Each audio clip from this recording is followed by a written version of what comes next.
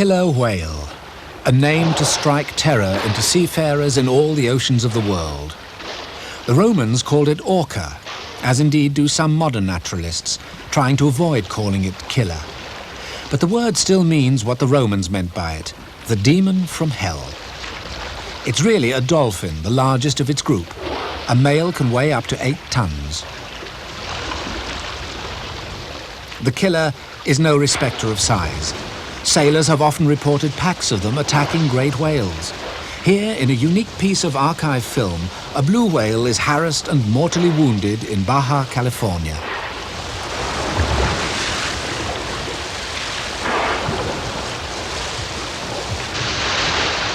Divers have feared killer whales since diving began.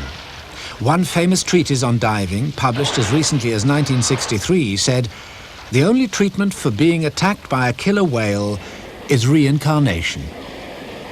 And yet thousands of people gather daily to watch killer whale shows at Dolphinaria all over North America. It's not fear that draws the crowds, but something different.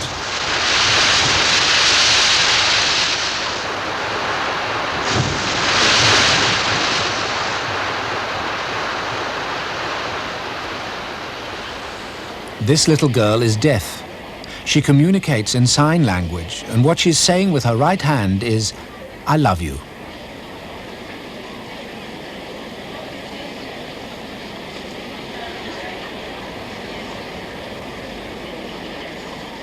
Whatever happened to the reputation of the killer whale?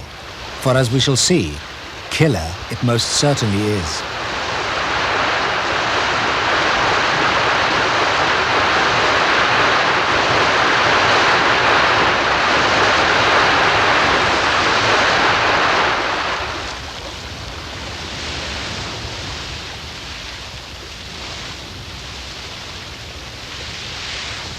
The transformation in public opinion from "I fear" to "I love" can be dated to a Canadian television news bulletin in July 1964. A killer whale had been shot to serve as the model for a life-size sculpture for Vancouver Aquarium, but it didn't die.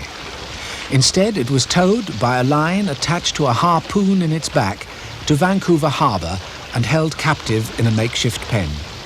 People were amazed at its docile behaviour. Thousands visited the harbour to gaze at the whale circling in the pool. Some wag named it Moby Doll. After 55 days, she began to feed, taking 200 pounds of fish per day laced with vitamin pills. Moby Doll was by then an international figure. The aquarium director, Dr. Murray Newman, was the scientist in charge. And she's making various sounds which you're recording. Could you give us a listen to these? Yeah, certainly. These were made with a hydrophone in the water.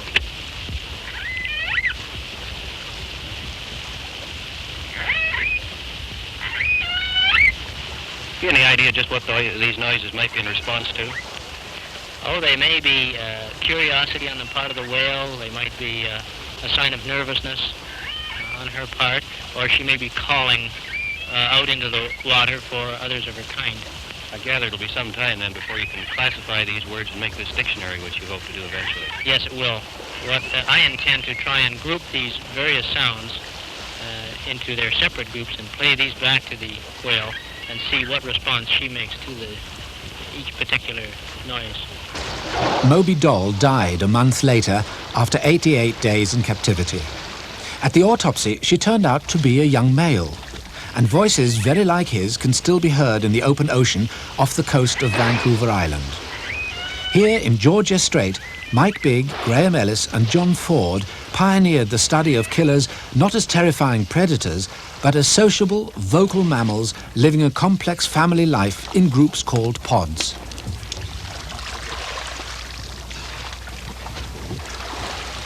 These voices are those of a group which they call J-pod.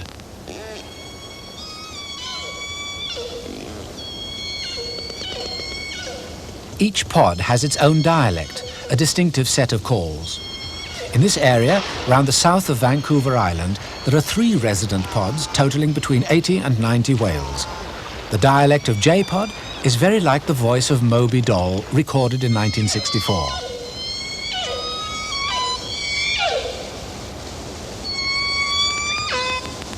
A pod has a repertoire of about a dozen calls. A call started by one animal is usually taken up and repeated by the others. Although we are little nearer than Dr. Newman was to understanding the killer's language, we can recognize their dialects. This is where Moby Doll was harpooned over 20 years ago. And this is his surviving family.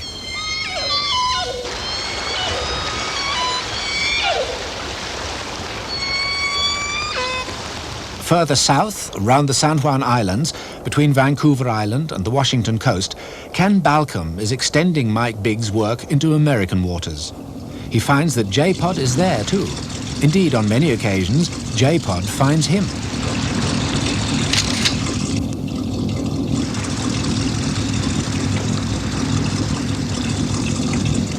The home range of this pod extends over 200 miles. And the whales make a full circuit about every 10 days. In many ways, it's an ideal pod to work with. It's regularly present and quite exceptionally tame.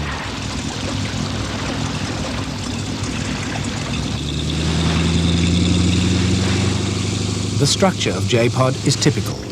8 females with 7 calves of various ages are followed by 3 adult males, all of them sons of one or other of the females. Breaching like this, jumping clear of the water and re-entering with a loud splash, is almost certainly a social activity for communication within the group.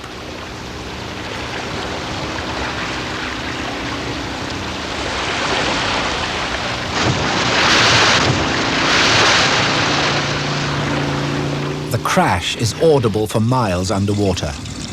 By constant following, Balcombe was able to photograph and name all the members of the same 3 resident pods, identifying them by the shape of their fins and any scars on their grey saddles.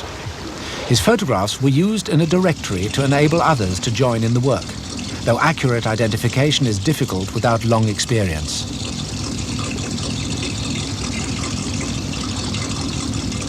The results of Big and Balcombe's work are just emerging. It appears, for example, that killer whales may live in the wild for as long as 70 years, but each female produces a calf on average only once every 10 years. The whales have their favorite fishing grounds where the salmon congregate in dense shoals. They know this stretch of water intimately, all the way from Washington into the Canadian waters, where they are watched by John Ford and Mike Big. There seems to be no territorial division between the pods. They usually fish as a family group, but at other times they gather together in a super pod with as many as 90 members. J-Pod is the most frequently seen, but another of the resident pods shows up regularly. They're known as K-Pod, and the largest male, K1, bears 2 notches cut into his dorsal fin in 1973. K1 was a fully grown adult male then.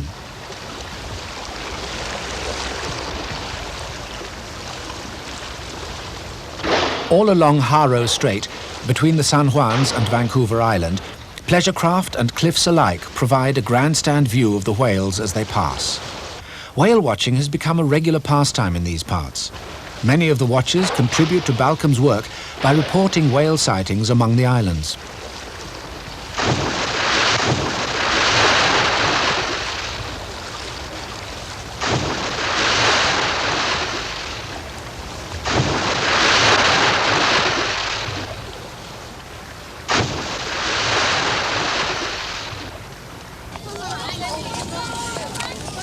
But you don't need to live by the sea to watch whales. Today, they're a branch of show business, one of America's top box office draws.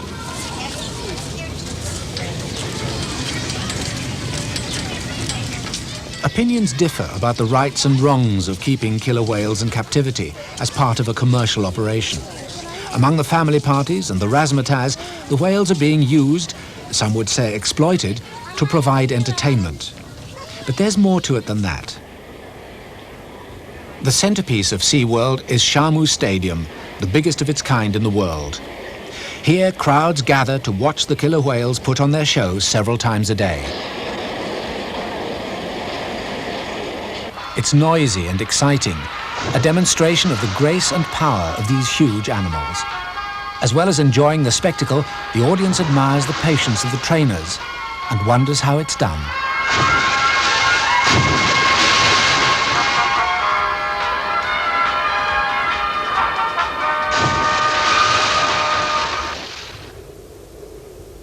training takes place between shows.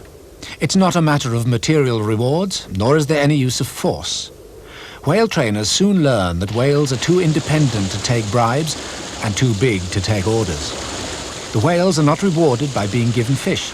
They have all they want to eat all day. Their reward is the cheerful and sometimes strenuous interaction which they enjoy with their trainers, like a big dog with a human family.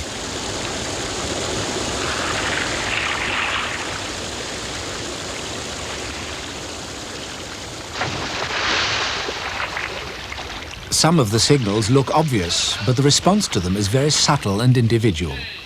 If anyone else gestured like this to one of these whales, it would understand perfectly what was wanted and probably do nothing. The whale will respond actively only to a signal from someone it knows and trusts.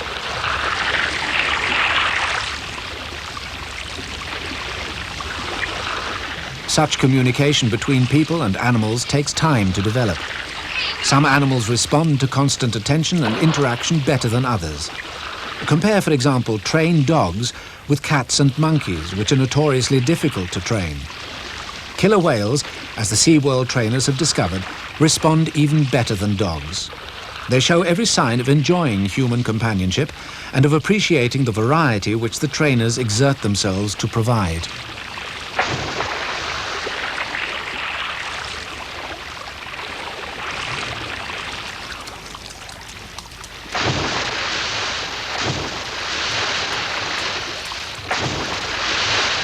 There are 5 different types of activity session each day, including play and exercise, socializing with the individual trainers, and learning.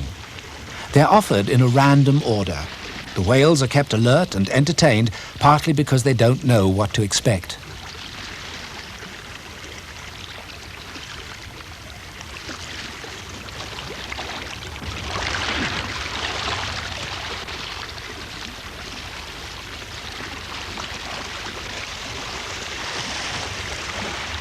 The performances which develop from these sessions are almost all originally the whale's ideas.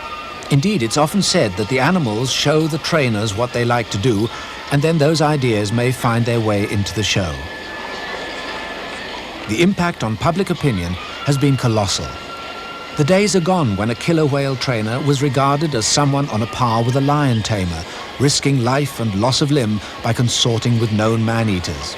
These displays have changed people's minds.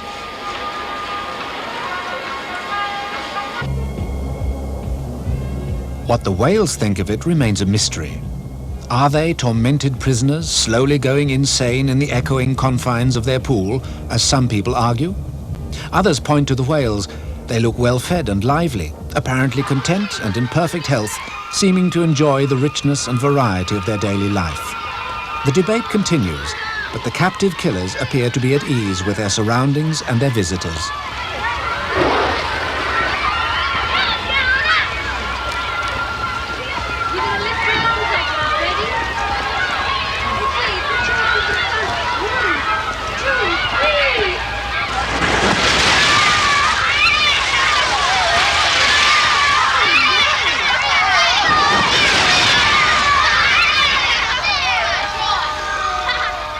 The shows which emerge from the daily training and interaction sessions are what draw the crowds.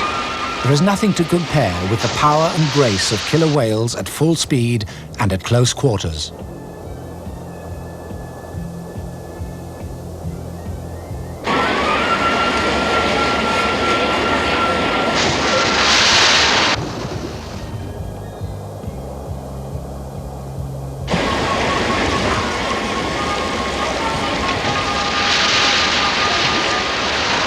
No 2 shows are the same.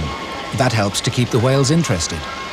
This particular stunt was invented by the whale himself during an exercise session and was built into the show within a year, once the trainer had mastered it.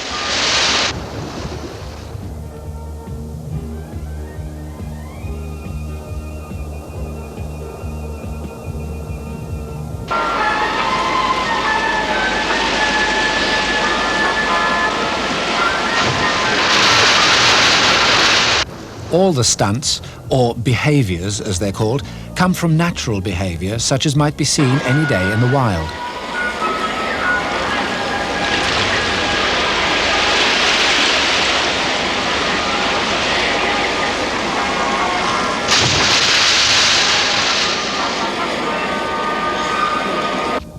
To entertain the crowd, some of the behaviors are exaggerated or extended beyond their normal duration, but physical play like this is a normal part of a whale's daily life.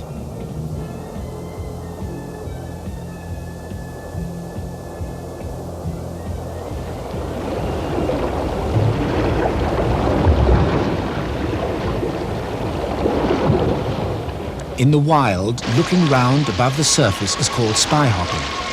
For the show, the whale prolongs the spy hop into a protracted survey.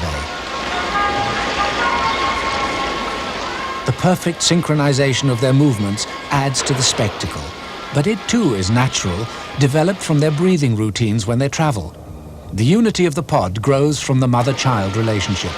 Calves follow their mothers closely while the pod is on the move. Perfect coordination is a way of life among whales, and it's easy to encourage these displays.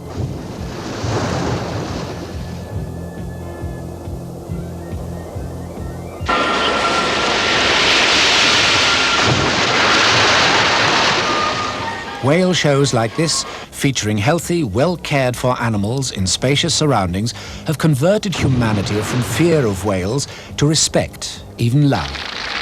But at SeaWorld, they have produced an unexpected bonus. For the first time, a mother whale has given birth and successfully reared a killer whale baby in captivity. They credit their success to the good relationship between trainers and whales.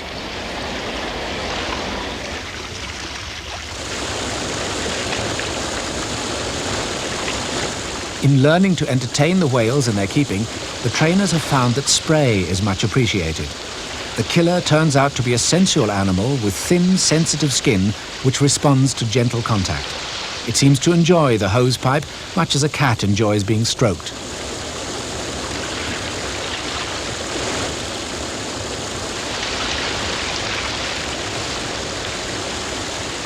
Looking after killer whales needs constant study to understand and anticipate their needs.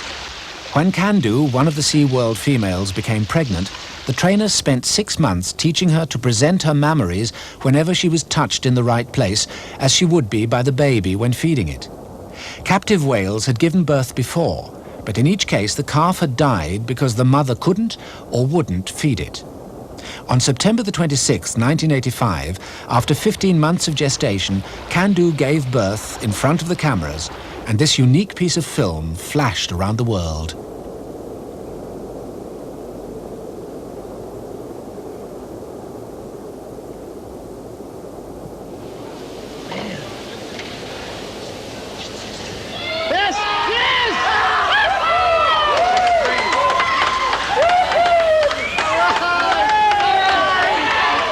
The calf was named Baby Shamu after her father. She took her first breath unaided, and soon she was swimming strongly round the pool to the cheers of the SeaWorld staff.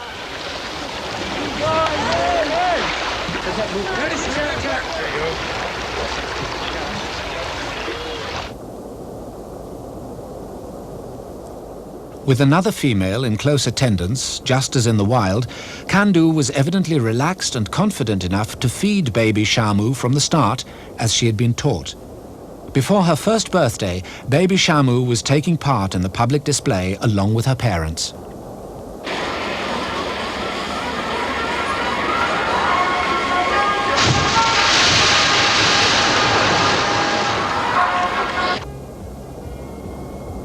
She didn't have to learn the routine or even the meaning of signals. As a baby whale, she naturally follows closely wherever the adults go.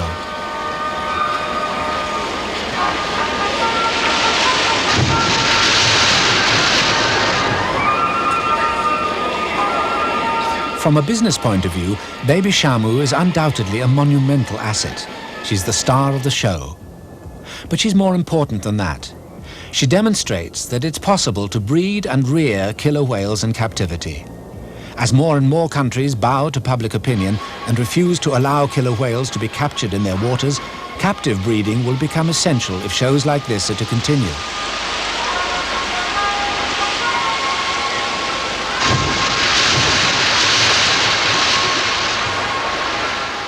Many dolphinaria have discredited the business by failing to take proper care of the animals in their charge. As a result, public sympathy in some countries, Britain for one, has moved towards banning shows like this altogether. But there is another side to the argument.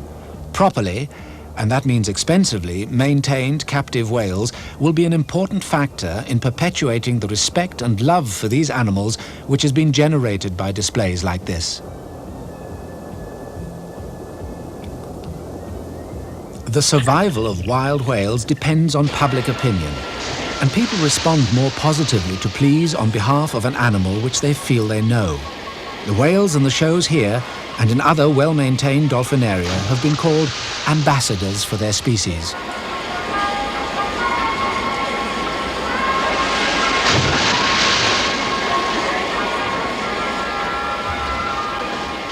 With humanity threatening so much of the natural world, there is a need for ambassadors from that world to ours.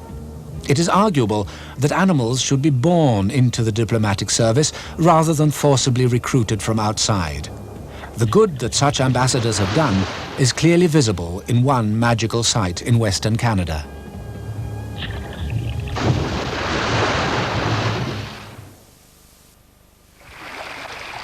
The value to killer whales of the public sympathy which the captives have earned has been proved here in a remote bay in northern Vancouver Island.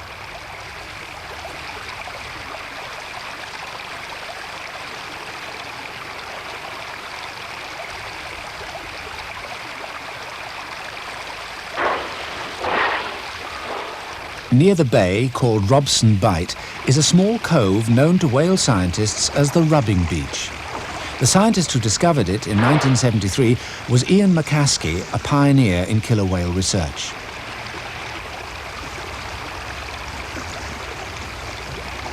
It's a magical place and the site of some very mysterious behavior. Quite what makes it so attractive to whales is difficult to pin down. It's sheltered, and the bottom consists of smooth, flat pebbles, but that's true of other bays roundabout. The water is not especially clear, but that wouldn't matter to whales because they perceive their world through sound more than sight. It may be that the acoustic configuration of the bay is attractive to them in some way which humans cannot appreciate.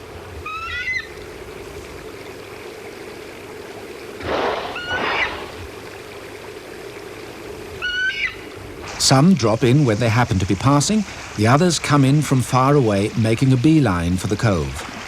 All of them, when they arrive, rub themselves luxuriously against the smooth pebbles of the bottom. Underwater, their ghostly shapes glide out of the gloom with leisurely but deliberate movements.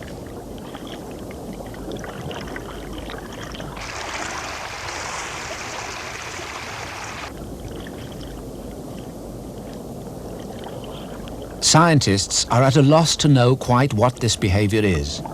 That it's something special is evident from the whales' voices. Nowhere else do they make sounds like this.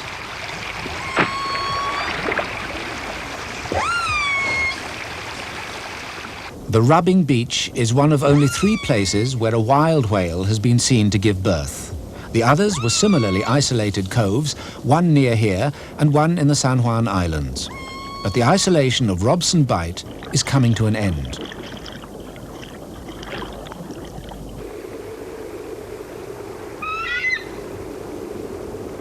In 1979, a new road opened up the north of the island to logging, previously only a limited concern.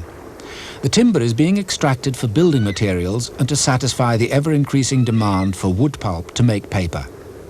Clear felled hillsides nearby are a grim indication of what might happen to Robson Bight if the valley above it were to be logged. Already the unique sounds which killer whales make while they are rubbing themselves have a continuous background of noise. The sound of the propellers of the logging boats making their way to the sawmills. Suddenly it became urgent to protect the Rubbing Beach before the time ran out. Public opinion took a hand and the seashore is now protected. There is a plan, soon to become law, to prohibit logging for 2 miles on either side of the Rubbing Beach and for 1/4 of a mile inland. Now the scientists will have more time to find out what this place means to the whales. Their behavior is most unusual, but its significance is not at all clear. Some whales visit the beach alone, but most come in groups. Perhaps it has some social function.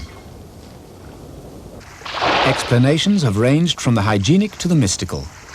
The whales might simply be grooming themselves, using the comfortably smooth pebbles to remove parasites from their thin and sensitive skins.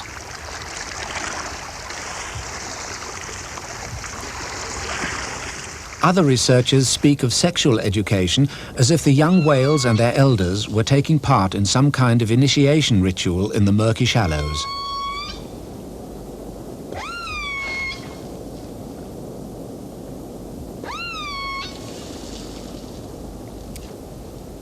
There is evidence of a sexual content to the whales' activities here, but nobody has yet come up with a fully convincing account of what they're doing.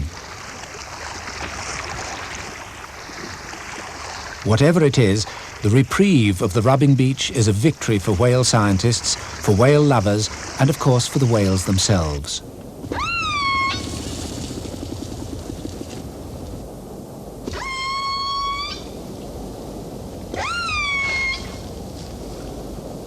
"25 years ago, the logging would no doubt have gone ahead, and the whales might well have been systematically exterminated to protect the loggers.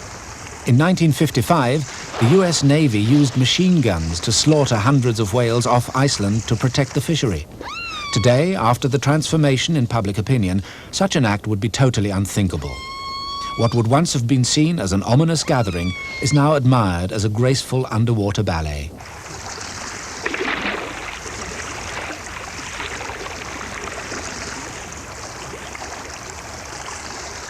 Interpreting the music of that ballet has been the work of John Ford, a Canadian biologist working with Mike Bigg at the West Coast Whale Research Foundation.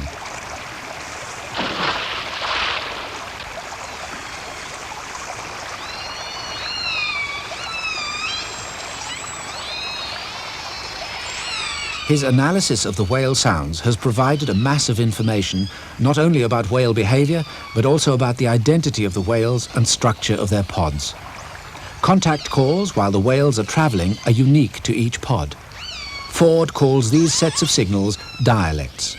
It is clear that they are passed down the generations within each family group. Only two groups of mammals have the ability to imitate and learn sounds. One is dolphins, including the killer whale, and the other is humans.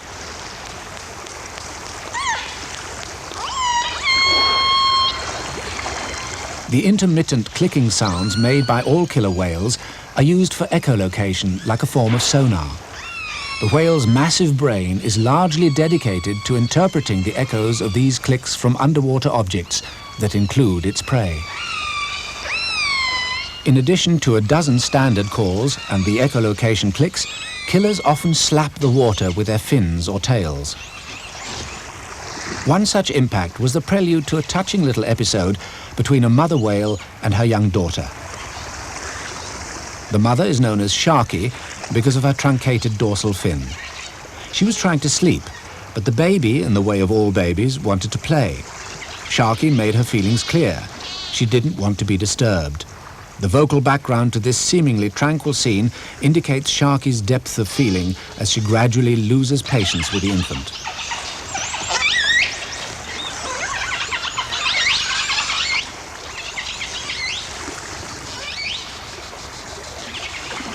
Child guidance experts tell us that we shouldn't worry about children getting enough rest. They will always take the sleep they need. Weary parents, including Sharky, might well argue that the children take the sleep the parents need as well.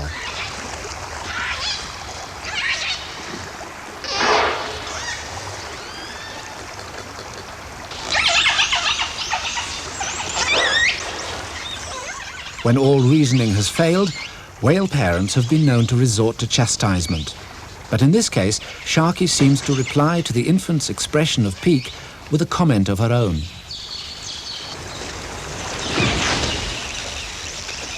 It's fanciful to try to interpret what the whales are saying. Their world is so different from ours that the dream of translating their language into human terms must remain very remote. No one really knows the significance of tail fluking, slapping the surface to produce a succession of resounding explosions.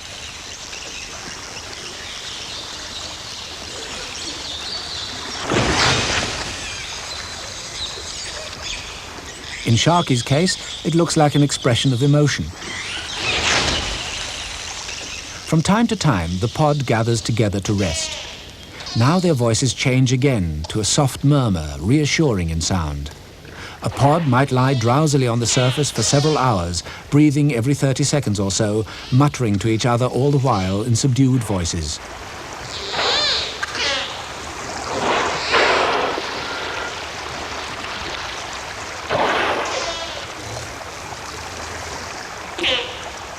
At regular intervals, the whole pod dives, swimming slowly underwater in line abreast for 5 minutes at a time.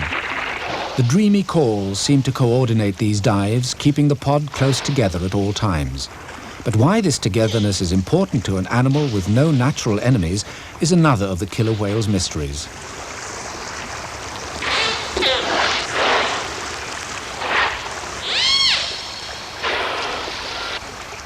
When the pod makes contact with salmon, the voices and the behavior change abruptly.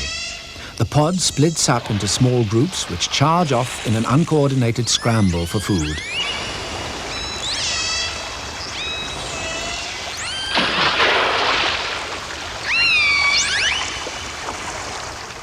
The calls may simply be excitement, or they may also serve to keep the whales in contact with each other.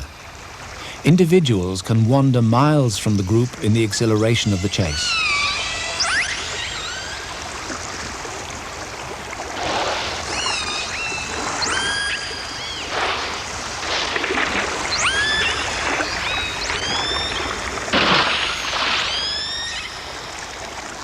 Fishermen will often say that whales hunt as a team, driving the salmon into a bunch so that each whale can take its turn at feeding. But the scientific evidence suggests that it's catch as catch can, and every whale for itself.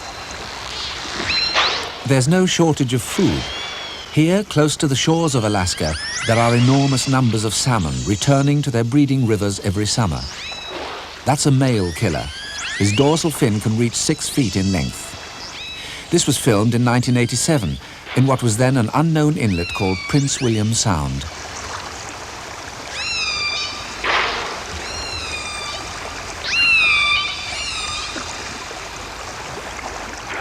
Then the sound was silent on the surface.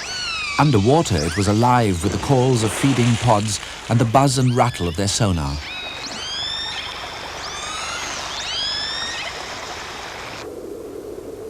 Prince William Sound was a favourite haunt of killer whales because of the abundance of food in summer.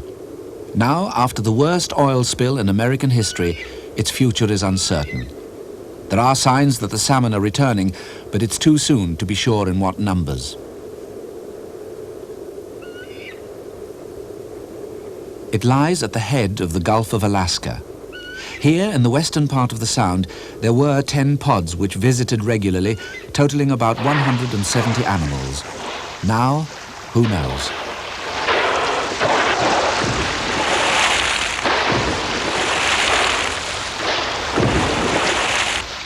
Some pods spent the whole summer in the Sound, but others visited only briefly. At other times of year, the same pods were seen near Kodiak Island to the west and in southeast Alaska, a feeding range of over 600 miles.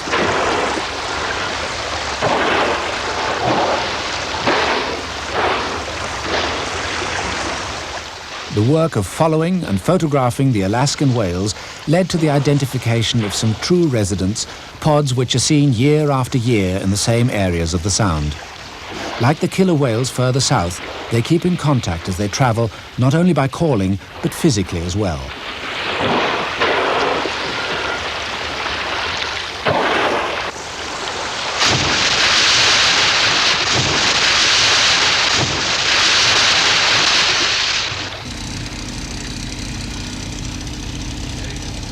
The whales are not the only predators on the salmon. During the short summer season, the fishing boats used to be out in force. Seine net fishermen had no trouble from the whales, but longliners claimed to have seen them taking fish from their hooks. Faced by competition, they fought back. The white notch in the leading edge of this dorsal fin is a bullet hole. Evidently, the great transformation of human attitudes towards killer whales is not quite complete.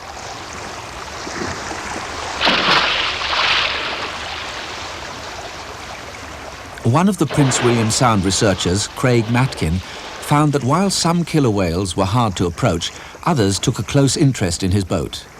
One young female, nicknamed Bubbles, paid frequent visits whenever Matkin was passing.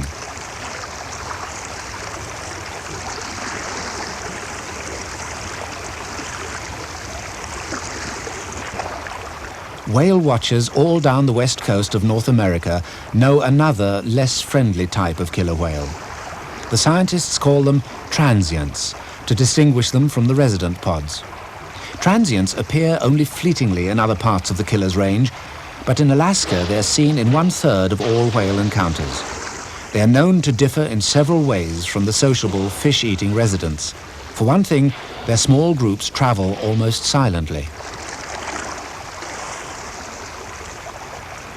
Their voices, if they call at all, are distinctly different from the residents. But most of the time they move without calling for a very good reason. They feed primarily on other marine mammals. Their main prey has ears. Typically, they sneak around headlands searching bays for unwary seals. They can cover large distances. One pod was seen in Alaska in June, and in the San Juan Islands, nearly 800 miles away, only 3 months later. Transients reveal another side of the killer whale's Jekyll and Hyde character. Here in Baja California, a group of them were seen attacking a young blue whale, a violent and bloody scene often reported but never before seen on television. Some scientists wonder whether they may not even be a different subspecies of whale.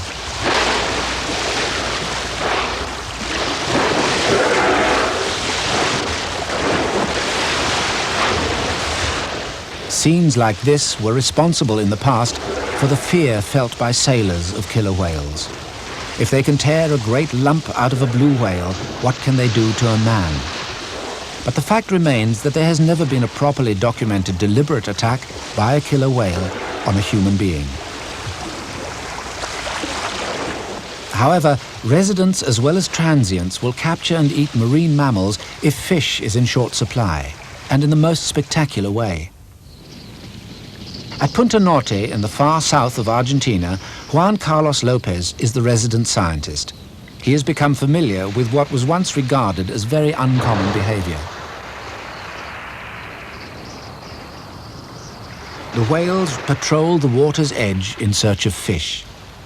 They can come close to shore because the beach drops off steeply to water deep enough for them to swim in.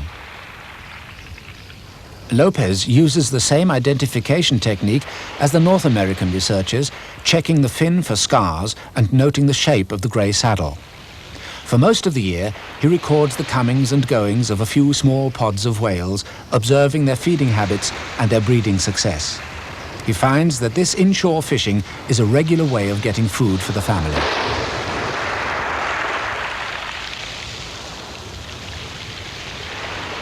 This particular family group is here throughout the year. It has 3 members, a female with a calf and a large adult male with a slightly curved fin. The male comes inshore to hunt, while the other 2 wait a 1/4 of a mile offshore.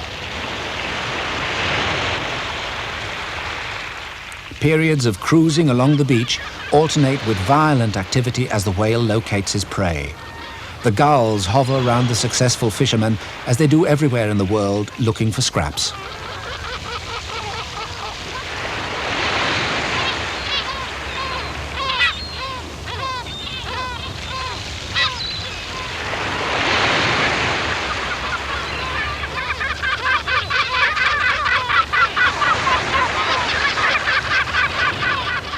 Occasionally, a fish sprints for safety right into the surf, followed by the whale.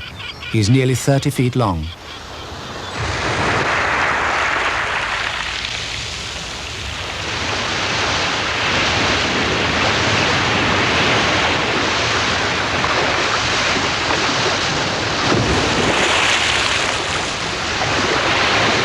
Nearby sea lions are untouched but visibly alarmed. The steep beach and the strong surf make it relatively easy for the killer to inch back into his element.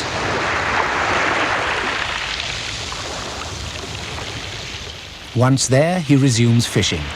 But he's been very close to a form of food which is more nourishing and easier to catch than fish. sea lions and their young. This is how predators learn to take new prey.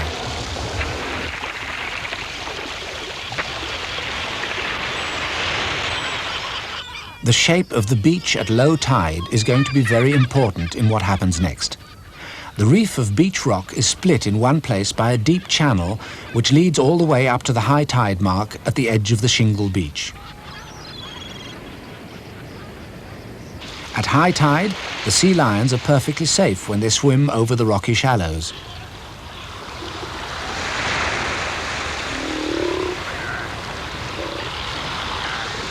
But it is as well for them to know exactly where they are. If they drift over the channel or sit in the surf at its head, the killer whale's sonar will detect them.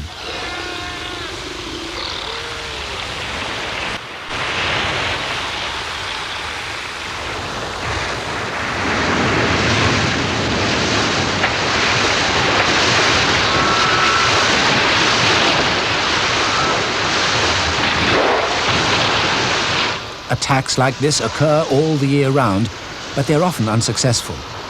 Although they probably developed by chance from the inshore fishing technique, they're now a regular part of the Patagonian whale's repertoire of hunting methods.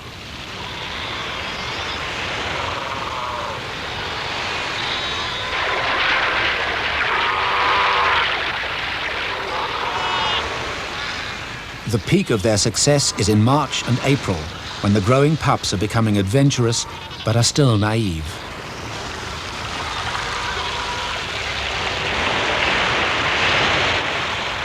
Hanging in the water immediately in front of the whale's jaws looks foolhardy, but the adult sea lion knows to an inch where the edge of the rock is underwater, and the whale won't or can't cross the line.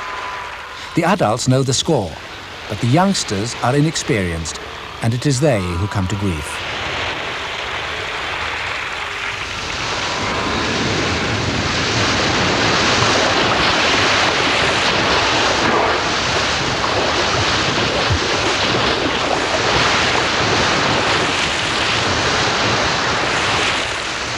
The one authenticated attack by a killer whale on a human happened to a surfer in California. He was apparently seized experimentally, the victim of a young whale's curiosity. The whale dropped him at once, as if it realized its mistake. The surfer was not seriously injured. These sea lions are not taken by mistake. The whales know what they are.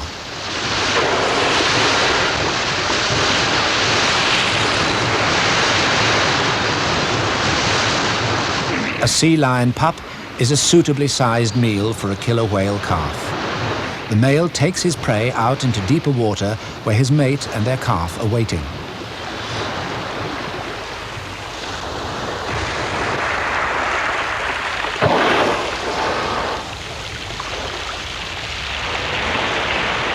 Sometimes the female comes inshore as well, but it's the male which does most of the hunting, several times a day during the sea lion's breeding season.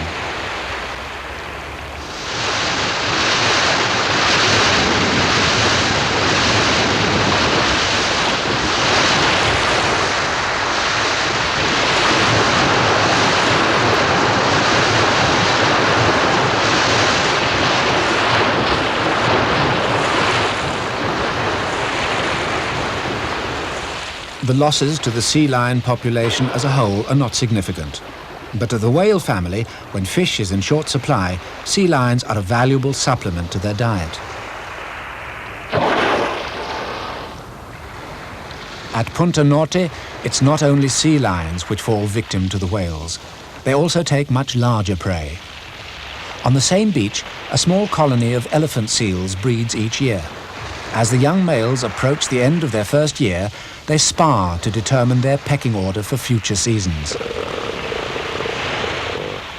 The conflicts are ritualized. They're rehearsals for the real thing in 2 or 3 years' time, when the senior bull will have the right to mate with every female he can defend. Although very little damage is ever done, the tussles are important because they determine the young bull's social position. They also tend to distract his attention from immediate events, like his position on the beach.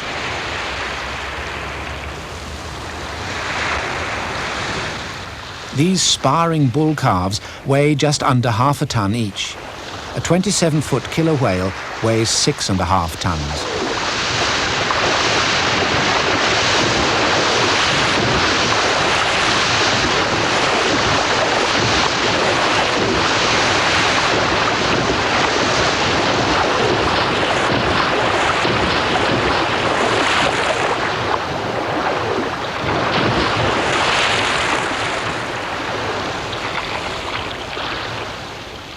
Here's the attack again, slowed down this time.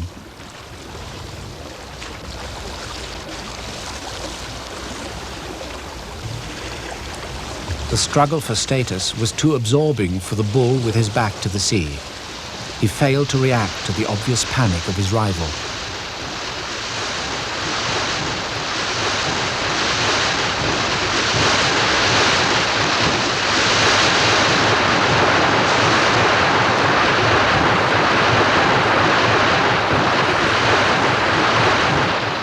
The male carries the still living seal out to his family 400 yards offshore. Lopez's observations suggest that the young whale is often given the seal to kill as part of its training for life in these waters.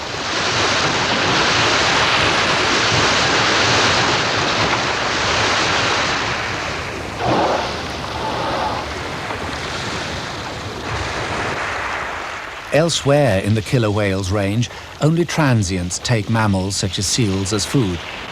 Here, the opportunity and the need occasionally produce the same behavior in resident whales.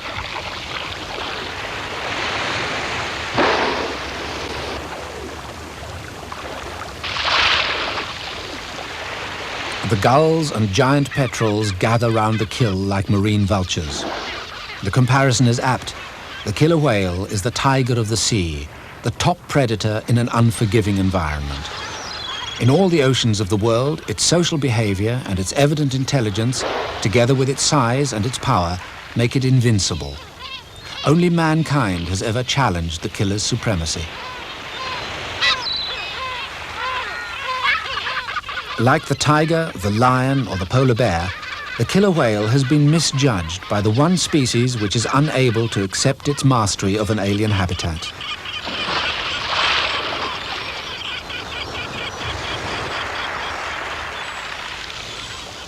But as the young whale rises to take the prey its father has provided, it's growing up into a generation of whales which has won the understanding and protection of our species, which only a short while ago was killing the killers out of misplaced fear.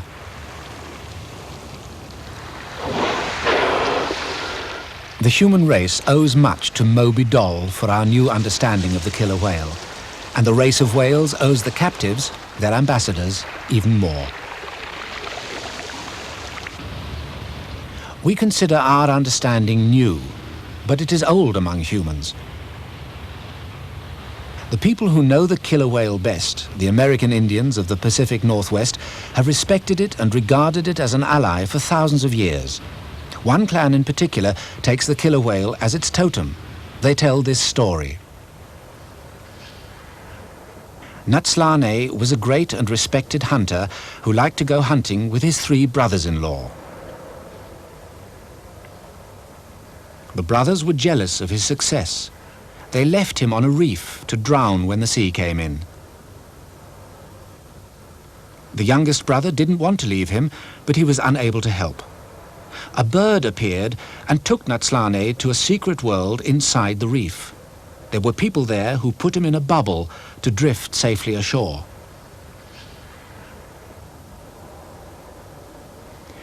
Natslane's wife was sent for and told to bring his tools to him in secret.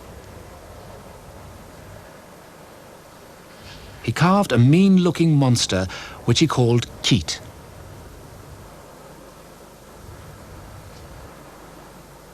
I have carved you to avenge a wrongdoing. 3 men will be in a canoe. Kill the 2 bad ones, but spare the youngest. The killer whale executed the 2 brothers and swam the youngest back to the shore. Natslane then ordered Keet never to harm man again and let him loose into the sea. The rest of us have begun to understand him only in the last 20 years.